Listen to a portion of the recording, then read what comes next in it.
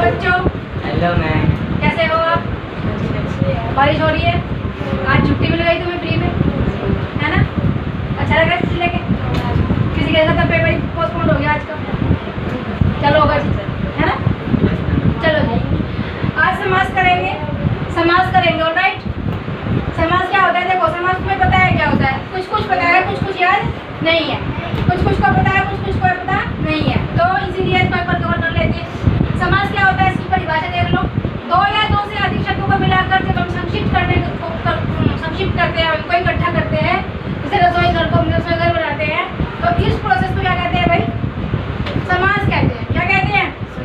समास कहते हैं। तुम इसके एग्जाम्पल देख सकते हैं, जैसे रसोई घर, राजमहल मतलब राजा का महल, तो 2 वर्ड से ज्यादा हो गए तो राजा का महल, 3 वर्ड हो गए, 3 वर्ड को मिला के क्या बना?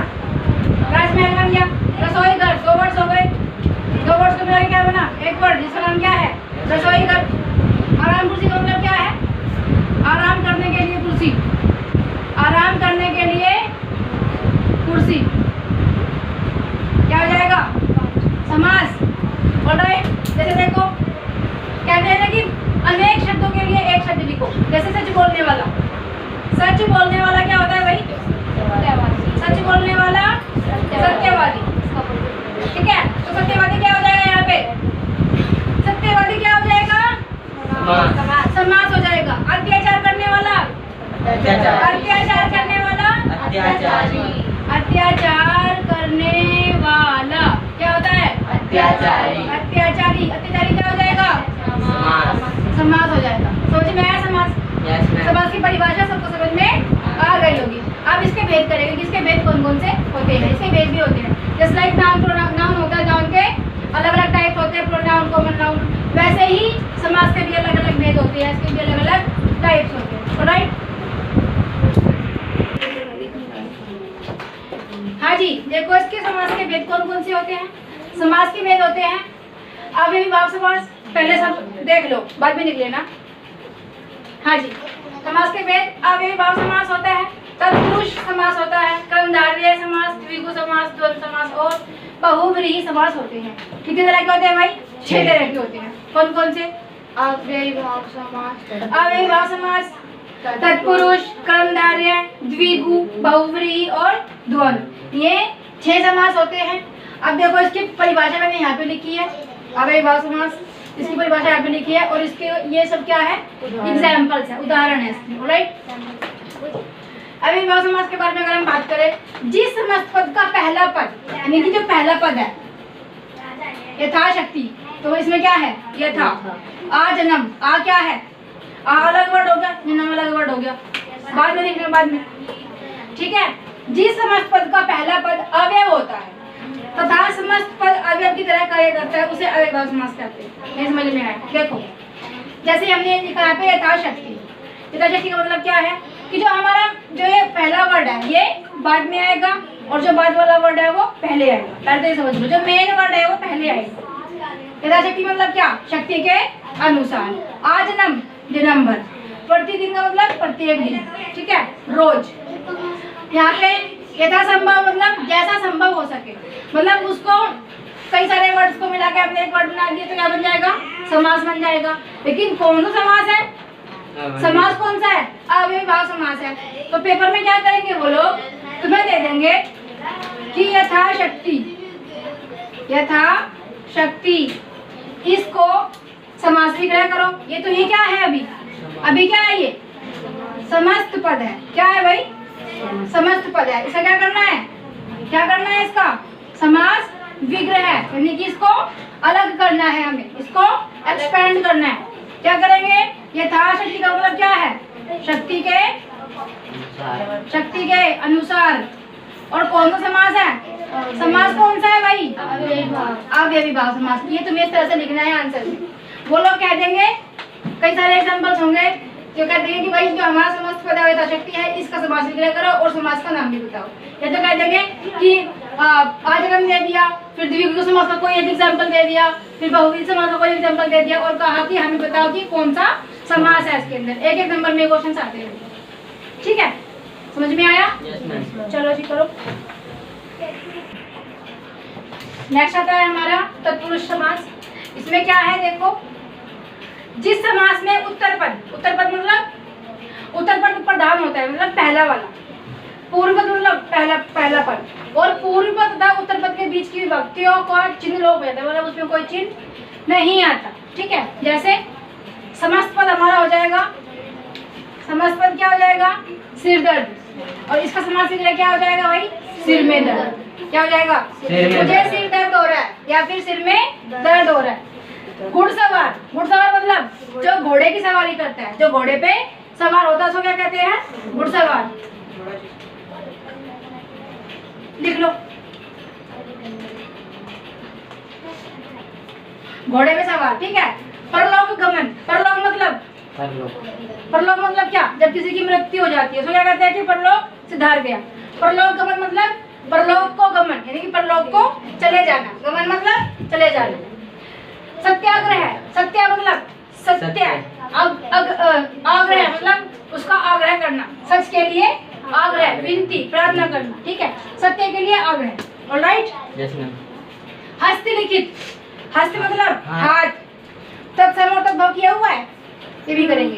तत्सम तद्भव में होता है हस्त, जो हस्त होता है वो हाथ होता है, जो अक्षी होती है वो आंख होती है, मयूर को मोर कहते हैं, ये सब चीजें। संस्कृत नहीं, हस्तलिखित क्या होता है, हाथों के द्वारा लिखा हुआ।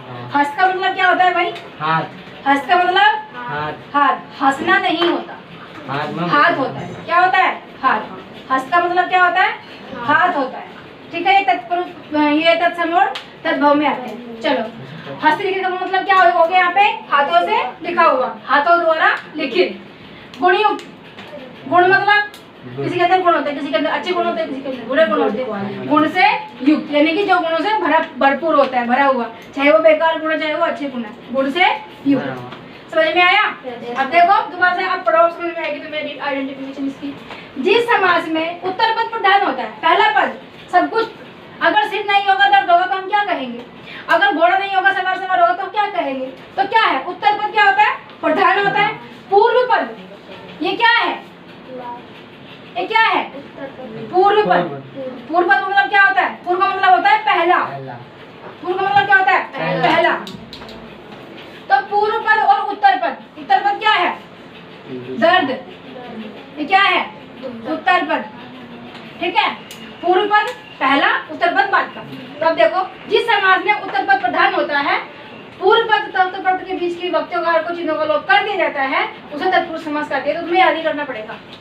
ठीक है, बस इतना समझ लो कि पूर्व पद पहला पद, उत्तर पद दूसरा वाला पद, इस वाले के बिना इसका कोई मतलब नहीं है, सिर्फ सिर रह जाएगा। अब सिर क्या, सिर में क्या, फोड़ा फुंसी, सिर में क्या मतलब क्या, बाल नहीं है, गंजा है, तो ये सब। तो सिर में दर्द, क्या है, सिर में दर्द है और कुछ नहीं है, क्या है, दर्द है। अगर दर्द ही नहीं होगा तो हम इसका समास विग्रह कैसे करेंगे भाई? ठीक है, तो उत्तर पद, जो हमारा उत्तर पद प्रधान क्यों हुआ, क्योंकि इसी की वजह से पूरा सेंटेंस यहाँ पे बनके आ रहा है।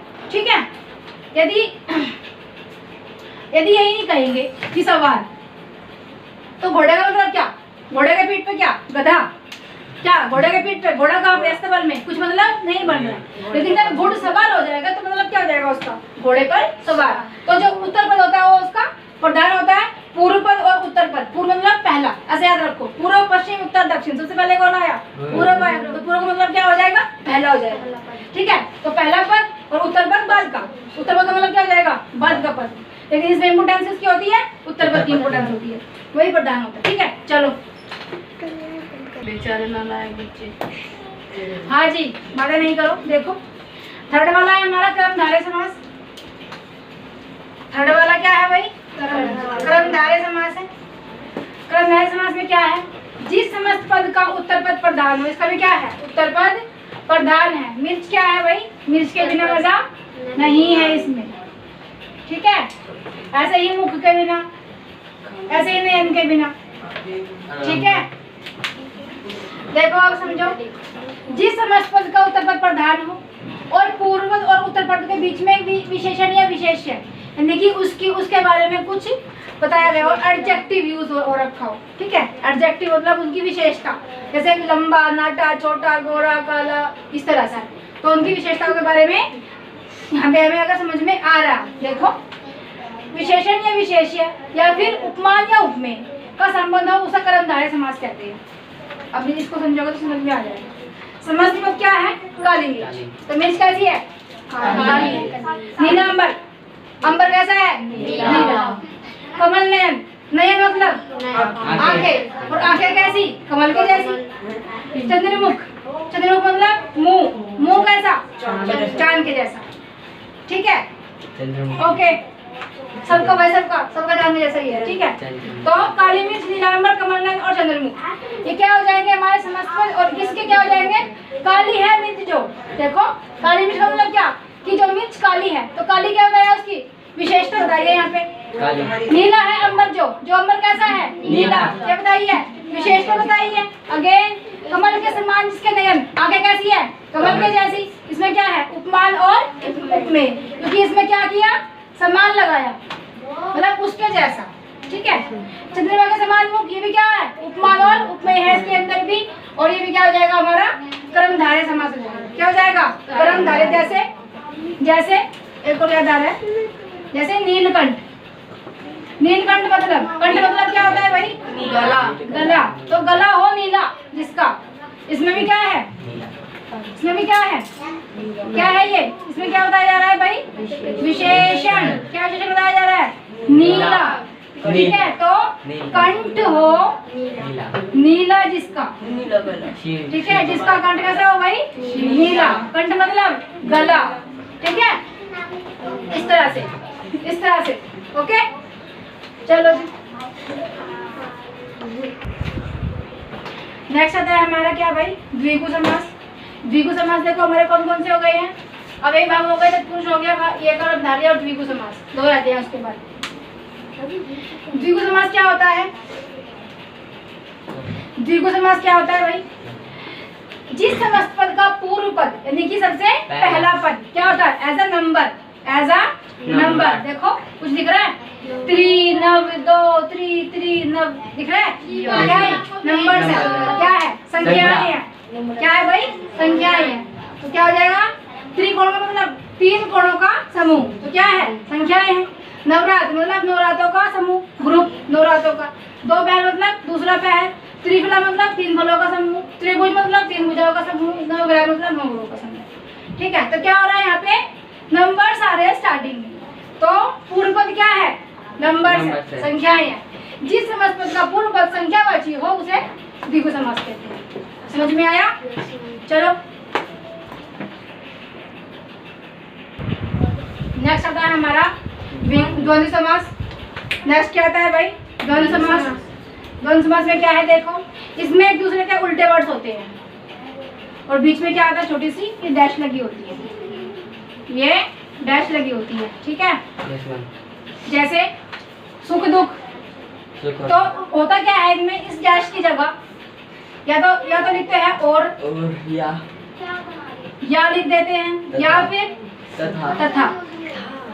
ठीक है, जैसे सुख दुख क्या लिख सकते हैं? सुख और दुख, सुख और दुख। ये क्या हो जाएगा? इसका समास विग्रह हो जाएगा। काला गोरा, काला या गोरा लिख सकते हैं कि नहीं? माता पिता, माता और पिता तथा पिता, या फिर माता और पिता भी लिख सकते हो। ठीक है, दिन रात, दिन और रात, या फिर या भी लिख सकते हो, तथा भी लिख सकते हो। गुण तथा दोष। नर नारी, नर या नारी, या फिर नर और नारी, या फिर नर तथा नारी, ऐसे भी लिख सकते हो। ठीक है, समझ में आया? अब समझो, अब समझो। जिस समस्त पद के तीनों पद प्रधान हो, अच्छा, जिस समस्त के दोनों पद प्रधान हो और दोनों ही एक दूसरे के विपरीत अर्थ वाले हो। सुख का उल्टा क्या होता है? दुख। और दुख का उल्टा क्या होता है? सुख। काला का उल्टा क्या होता है? तो विपरीत मतलब उल्टा, एक दूसरे के उल्टा होते हो। तो वहाँ पे हम जहाँ पे इस तरह से, पहली बात जहाँ पे डैश लगी होती है उसका मतलब क्या है कि वो द्वंद्व समास है। दूसरी बात जहाँ पे एक दूसरे के उल्टे वर्ड्स लिखे हो मतलब वो द्वंद्व समास है। उनके बीच में जब तुम समास विग्रह करोगे तो क्या जाएगा? तथा और या, तथा और या आएगा उनके बीच में, नर तथा नारी। तो एक दूसरे के विपरीत अर्थ वाले हो उनका विग्रह करते समय और तथा या लगता हो तो उसको क्या कहते हैं? द्वंद्व समास कहते हैं। समझ में आया? जैसे लड़का, लड़की, डैश लड़की, क्या हो जाएगा इसका? लड़का और लड़की, क्या हो जाएगा? लड़का और लड़की, लड़का, है ना? हो जाएगा। चलो लास्ट रहता है, करते हैं उसको। नेक्स्ट आता है जी हमारा 6 बहुव्रीहि समास। बहुत इंपॉर्टेंट है, इसको अच्छे से समझना वरना कंफ्यूज हो जाओगे। देखो गजानन, गज है आनंद जिसका, क्या लग रहा है हमें? जैसे कि हम किसको पढ़ रहे हैं? जैसे कि हम तत्पुरुष को पढ़ रहे हैं। कैसा लग रहा है? जैसे हम तत्पुरुष को पढ़ रहे हैं। जैसे घुड़सवार को क्या था? घोड़े पर सवार। तो ऐसा ये है गजानन, है ना? दश मुख, 10 है मुख जिसके, किस जैसा लग रहा है? जैसे द्विगु समास था जिसमें हम संख्याओं की गणना करते, क्या है इसमें? 10 आ गया। तो लेकिन मैडम आपने तो बताया कि जिसमें संख्या होती है दूसरा समास होता है, आपने तो इसको इसके अंदर डाल दिया, बहुव्रीहि के अंदर, है ना? फिर मुरलीधर, मुरली को धारण करने वाला, क्या हो जाएगा? मुरली को धारण करने वाला क्या कहेंगे भाई? हम फिर से कहेंगे कि तत्पुरुष समास है भाई ये तो, है ना? क्या कहेंगे कि तत्पुरुष समास है, मुरली को धारण करने वाला। फिर त्रिनेत्र, जिसमें संख्या आ गई है, जिसमें संख्या आ गई है, वो कौन सा है? द्विगु समास। बड़ा आप तो कुछ तो कुछ करा रहे हो, क्या ही मतलब है इसका, है ना? लग रहा है ना अलग? हो गए ना कंफ्यूज? अब तुम्हारा कंफ्यूजन हम दूर करते हैं। अब बताओ गज है आनंद जिसका, उसको क्या कहते हैं? गणेश। गणेश है ना, जिनका गज के समान मुंह है। सर जिसका गज का है, जिसका सर गज का है, मतलब जिसका सिर हाथी की तरह का है, कौन है वो? गणेश। तो पूरा मतलब ही चेंज हो गया ना इसका। दश मुख, जिसके 10 मुख, कौन? रावण। मुरलीधर कृष्ण भगवान। त्रिनेत्र शिव जी। मतलब ये बदल गया ना पूरा का पूरा ही। अब बताओ कुछ डिफरेंस नजर आ रहा है? जिसका मतलब ये, जिसका मतलब ये, जिसका मतलब ये, जिसका मतलब ये समास विग्रह है और ये जो अन्य अर्थ है वो है। अब करते हैं जिसकी आइडेंटिफिकेशन है उसको। बहुव्रीहि समास परिभाषा, जिस समस्त पद में कोई भी पद प्रधान नहीं होता, कोई भी पद प्रधान नहीं होता और दोनों पद मिलकर किसी अन्य अर्थ का बोध कराए। अन्य अर्थ मतलब लिख उसको कुछ नहीं है, मतलब कुछ और है। लिख कुछ और रहे हैं और मतलब कुछ और है। मुरलीधर, मुरली को धारण करने वाला, कौन हो जाएगा? तत्पुरुष समास हो जाएगा यहाँ पे। लेकिन मतलब क्या है? कृष्ण है, इसलिए कृष्ण क्या हो जाएगा?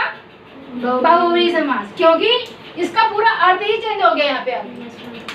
वैसे ही त्रिनेत्र, 3 है नेत्र जिसके, कौन समास है? द्विगु समास। लेकिन क्या कहेंगे इसको हम? शिव जी कहेंगे। जब शिव जी कह रहे हैं तो कौन है? कौन है? बहुव्रीहि समास है। समझ में आया? ये कंफ्यूजन नहीं रखना। ये त्रिनेत्र, 10 मुख, 10 है मुख जिसके, लेकिन कौन है वो? कौन है? रावण। तो रावण क्या हो जाएगा यहाँ पे? बहुव्रीहि समास।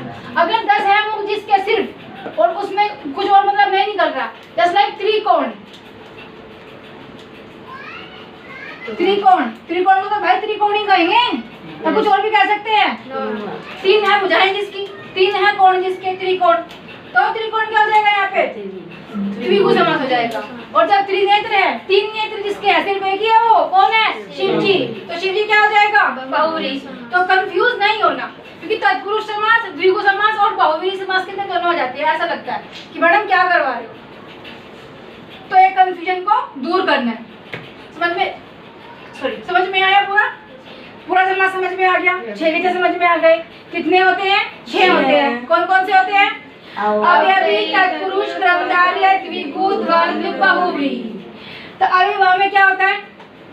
जिसके अंदर उत्तरपद प्रधान होता है। हाँ, चलो कल याद करके लेके आना, इसको बाद में एक्सप्लेन करेंगे, नहीं तो वीडियो बहुत लंबी हो जाएगी। ठीक है, इसको कर लेना। समझ में आ गया कि इसमें तुम लोगों को कंफ्यूज नहीं होना है कि मैडम यहाँ पे 10 मुख दे दिए तो 10 है, 10 तो लेकिन द्विगु में आता है। ठीक है, फिर मुरलीधर, मुरली को धारण करने वाला कौन? भगवान कृष्ण है। लेकिन मुरली को धारण करने वाला ये तो तत्पुरुष में आता है। लेकिन हमें कंफ्यूज नहीं होना, ये देखो ये कोई एक है। ठीक है, कोई एक है। ठीक है, चलो